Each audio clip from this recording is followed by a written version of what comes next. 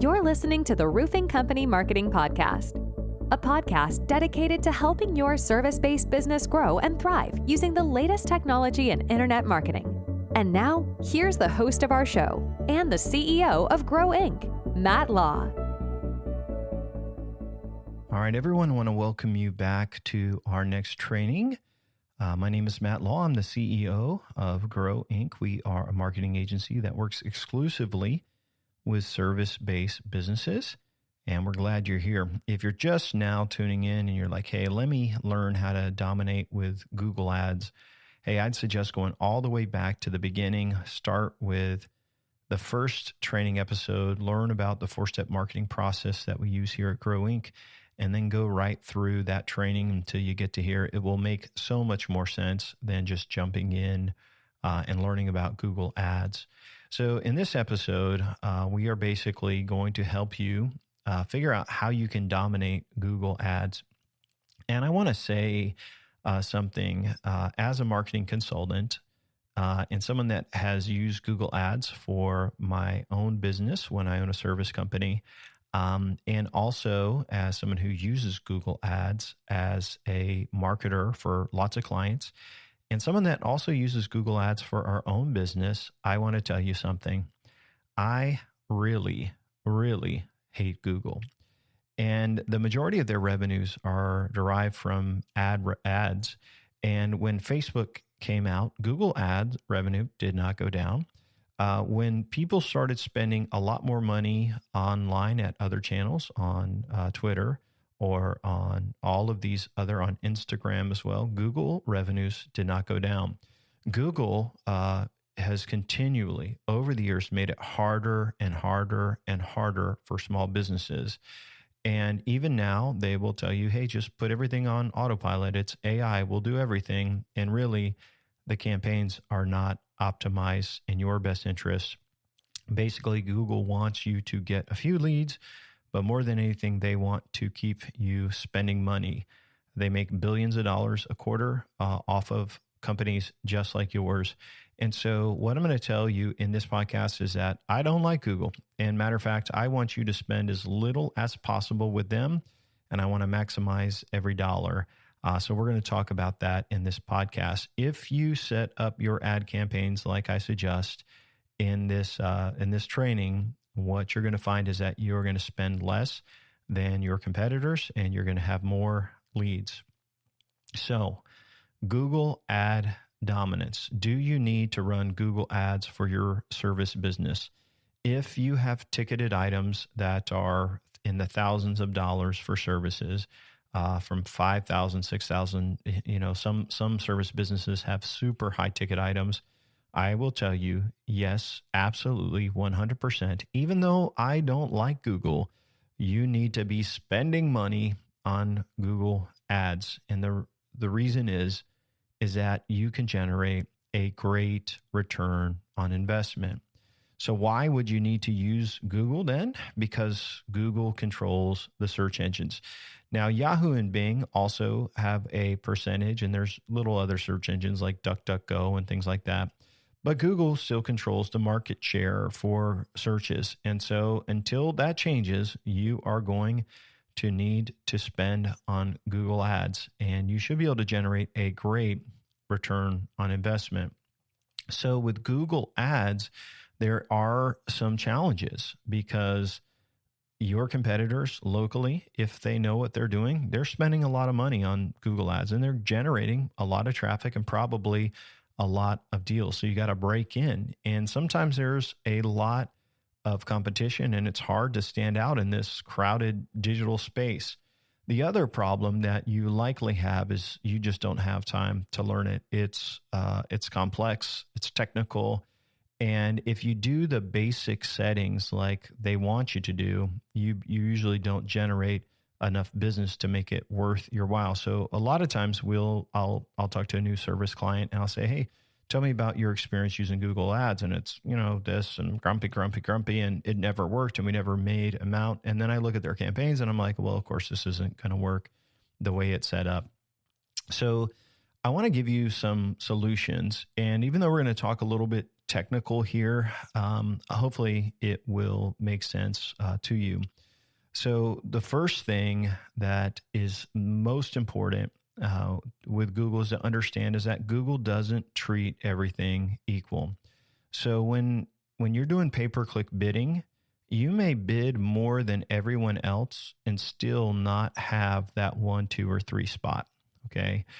And just because you're spending more per click doesn't mean you're getting the top ranking spot. So it's not a fair auction. So Google looks at a couple of things, and this is all based, what they do basically is they give each keyword you use a quality score. And so what they are looking at is your keywords. Okay. So say you have a keyword for your main service. They are looking at your ad content and they're like, hey, how closely does this ad content connect to what the keyword? And so say, for example, you set up a campaign for service 1, but your ad doesn't mention service 1. It doesn't have that service in there. And let's use an electrical contracting company. And so maybe you are trying to get more commercial clients and you're like, hey, the keyword is commercial electricians. And then your ad says residential electricians. So your ad and your keywords, they need to match. So that means you need to tighten up your grouping to all your different services and make a campaign and an ad group for each service. The other thing that really matters to a high quality score is that the landing page that you direct people to should match what it's about. And so, like I said, when we were talking about website development, you probably only have about 7 pages on your site. But for every main service that you have, you need to have a landing page. And so if you say, example, for a roofing contractor, they may have tile roofing, they may have metal roofing, they may have asphalt roofing, they may have something for skylights. They're going to have basically whatever they're going to be searching for and looking for on Google. They're going to make a dedicated landing page. Now, the dedicated landing page can be used on the same template. So it doesn't have to take a lot of time, but it needs to have a unique H1. And what we normally do is we'll do SEO on those pages and get them to rank organically, but then we'll also drive traffic to them through pay-per-click. And this is what you need to understand is you can spend probably half of what you're spending if you develop strong campaigns with a high quality score. So if you're spending $5 a click like right now, if you improve your landing pages, your ad, and make sure everything is tight, you could be spending only $2 per click. Now, with that's significantly less, and so your ads are going to run longer. You're going to get more clicks. You're going to get more visitors, and you're going to get more leads. And so Google Ads is always changing, and that's just part of it. But they are looking for you to serve the absolute best ad and the best experience to their customers. Because if you do a bad job as an advertiser, it doesn't just reflect on you, it reflects on Google. And if they lose people searching in their search engines, they lose lots of money. So they don't want that to happen. So I want to quickly talk you through some of the different ad campaigns that you can set up, what you should do, and what you should avoid.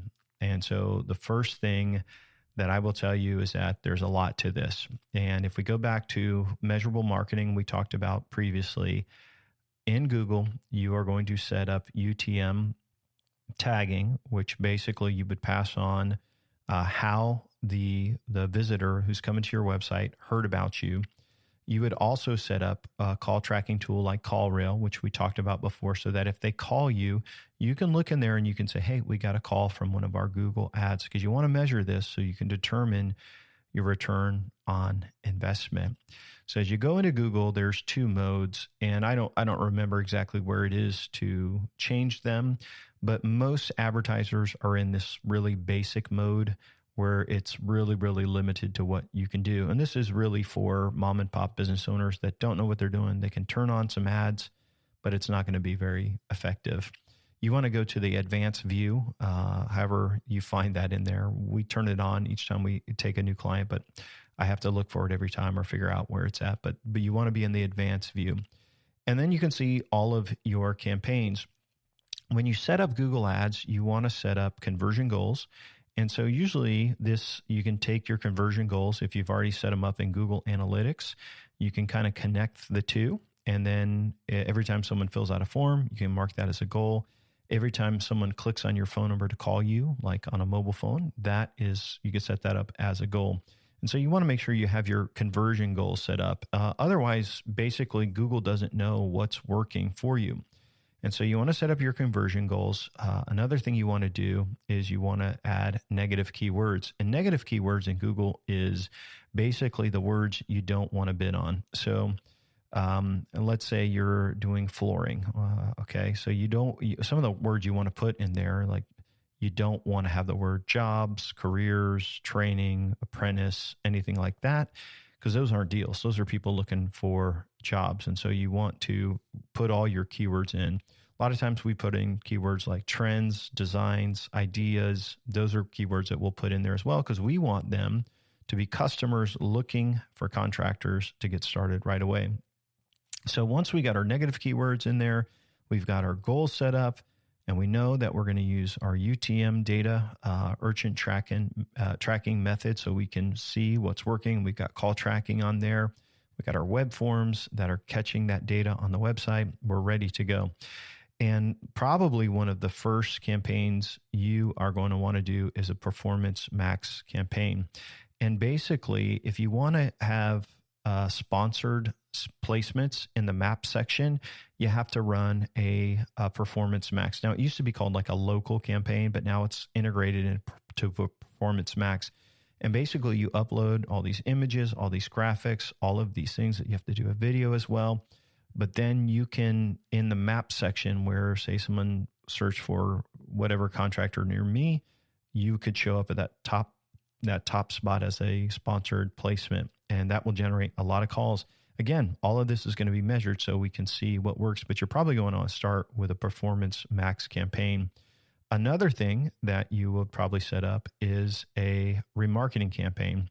So if you get traffic, say you're doing SEO on your website and you're getting referral campaigns and you're doing all of this, when people click over to your website, how great is it that you can kind of just stay in front of them? And so you can build a custom audience in Google Analytics, and you set up that audience, and then you can market to them through remarketing. So basically, it's all the people who have been to your website. They now get to see your ad over and over again.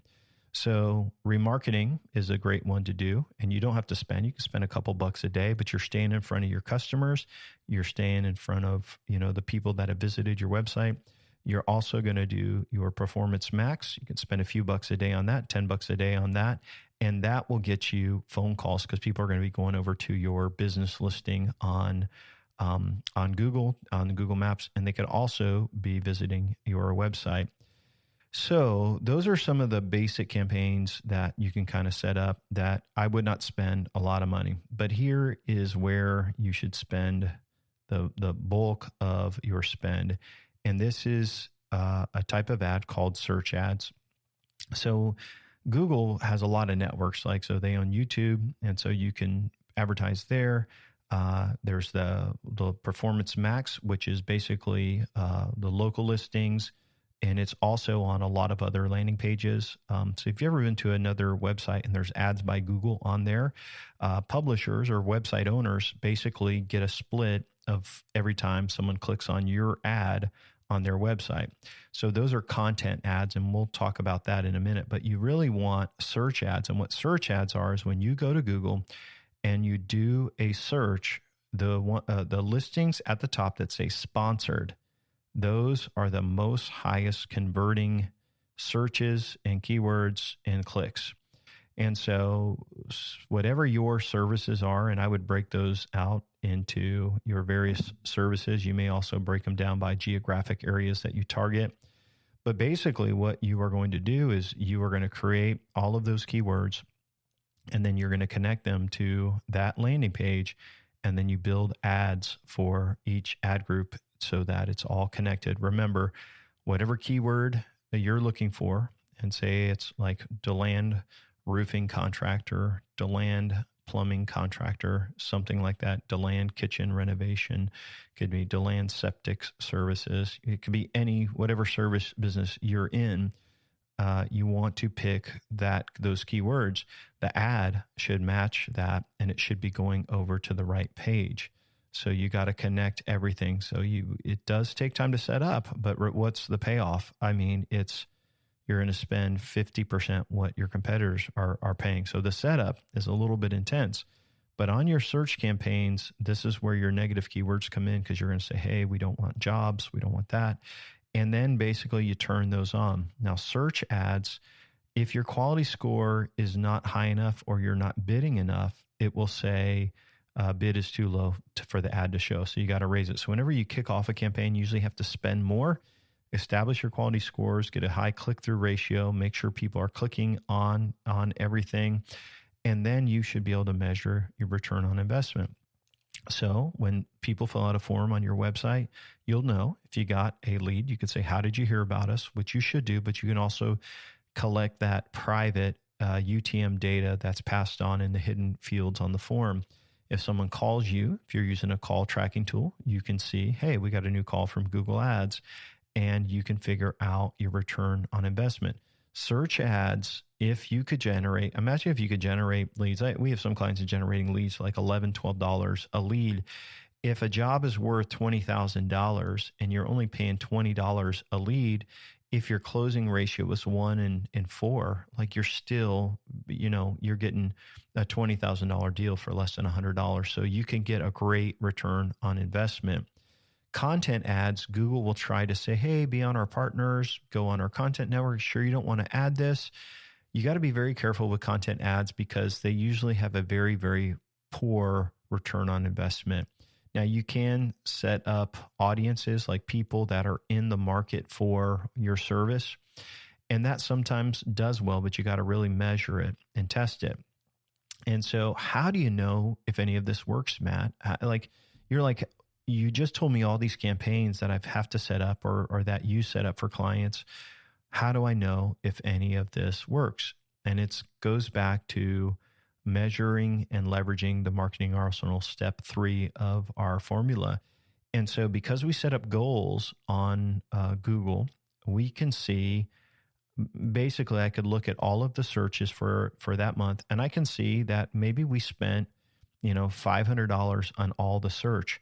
But if I take that data and I look at it over a long period of time, I may see some keywords that we've spent hundreds of dollars on that never have ever generated a call or a lead. And so you know what you do? You pause those or you delete them. And then the good news is all that money will then flow to what is working. So right in Google Ads, you can see what's working and what's not working. At the end of the year too, you can also go in and run a report. You could see all the revenue you generated from the ads. You can see how much you spent. You can kind of perform a return on investment calculation, but you have to set up measurable marketing first. The problem you feel when you're doing marketing with Google, you look at it and you say, gosh, man, I'm spending, $2,000 a month. And right now that may be a lot of money in your head, or $5,000 a month. You may say, oh my gosh, that's a lot of money. But if you're getting a great return on investment on all of your ad spend, you're going to want to spend as much as you can. And so right now I have a lot of clients that they're spending the most they can spend. Now we're still optimizing it, so they're paying less per keyword, but there's just not enough search volume to get them to spend more. And I'm not willing to increase like content marketing, like ads on others' websites, because it just doesn't work. So basically their search campaigns are maxed out. We're measuring it. The ads are in great shape. Everything's on point. And yes, this does take time to manage. It takes time to do. But the good news is once it's set up the right way and you're measuring everything, the tweaks don't take as long. It's really just the setup. So once it's set up and that time-consuming process is done, then it's just small tweaks and just making sure of things that we need to change and kind of go through that. So you're going to be using Google Analytics. You're going to set up goals.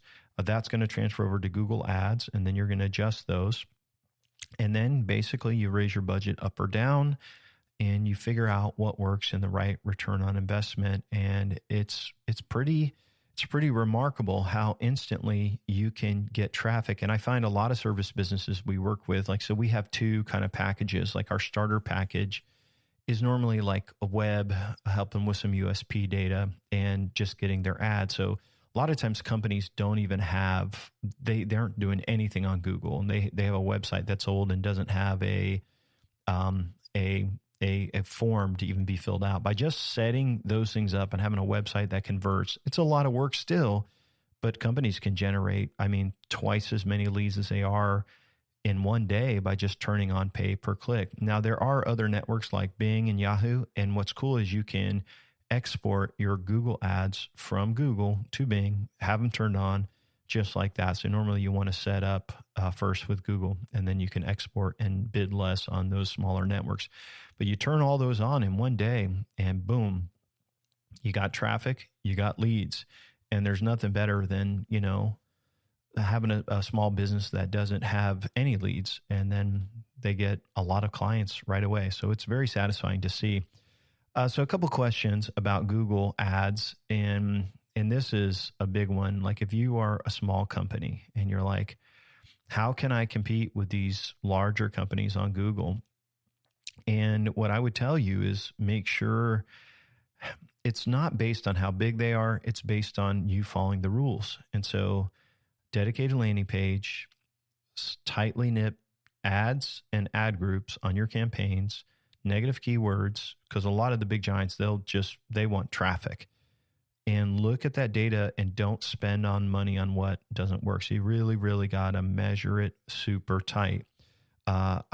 Before we worked exclusively with service businesses, I've consulted, all over, and with lots of different types of companies, and just traveling out. And I've met with $10, $20 million companies that don't measure their ads at all.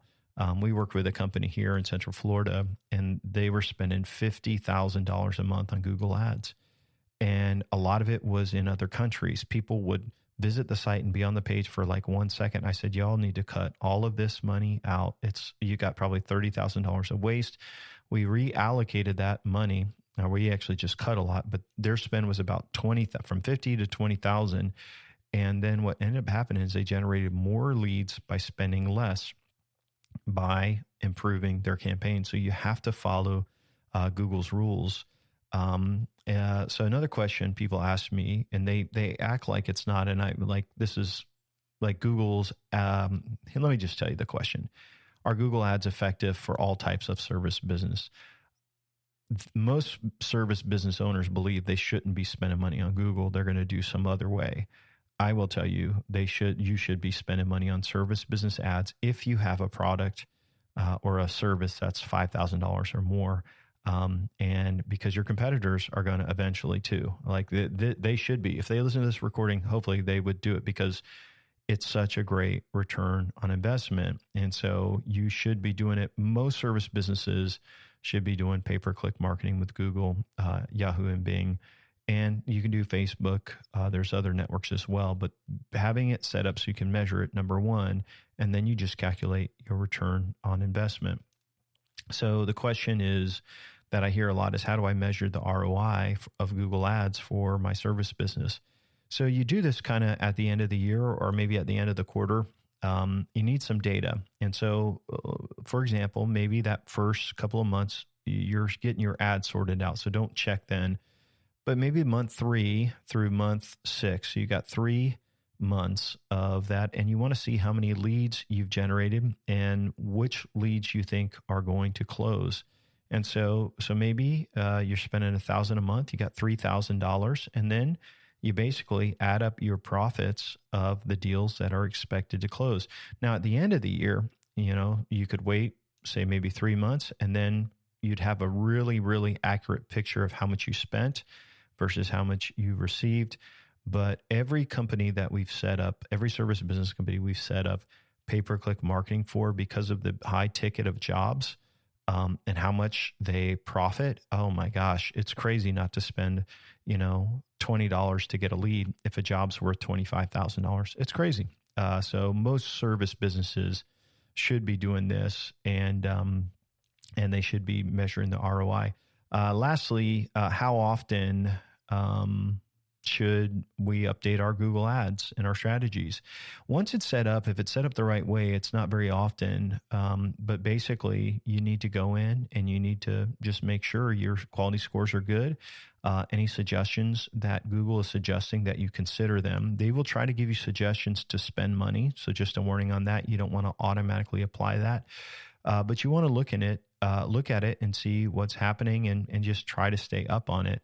I've been doing Google Ads for our business since 2004. Like that's 20 years of marketing with Google Ads. And I have seen the campaign and the platform change dramatically.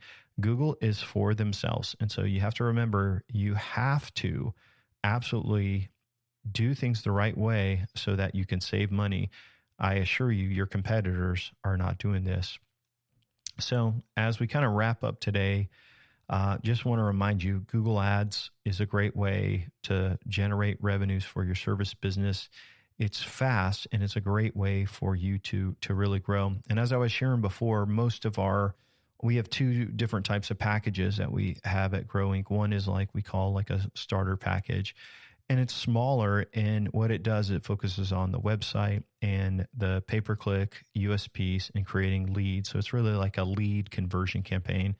And it's not like an all-inclusive marketing campaign. So we don't get into local, we don't get into SEO and all those other things, but we try to generate leads right away so that the company can then go to a full 4-step marketing campaign, which is our all-inclusive marketing immersive package where we do all of this stuff for the client. And so it's a good way for them to kind of get started. So if we're doing that in our starter packages, if pay-per-click is one of the most important things in there, it absolutely should be something that you're doing right now. With that said, and as we wrap up our podcast, I just want to give you a quick reminder. If you haven't already, to request our free resources from Grow Inc. on our website, just go to www.grow. That's GRO.inc/start. There's a 100-page book. It's the 4-step marketing process to growing service businesses. It's exactly what we do. All of the marketing items that we use, website, all of those details is laid out there for you. It's a formula for growth that we use to take and grow service businesses by up to 300-400%. Haven't seen 500%, but I'm not saying it's not possible. It just depends on that, but we've seen some great success.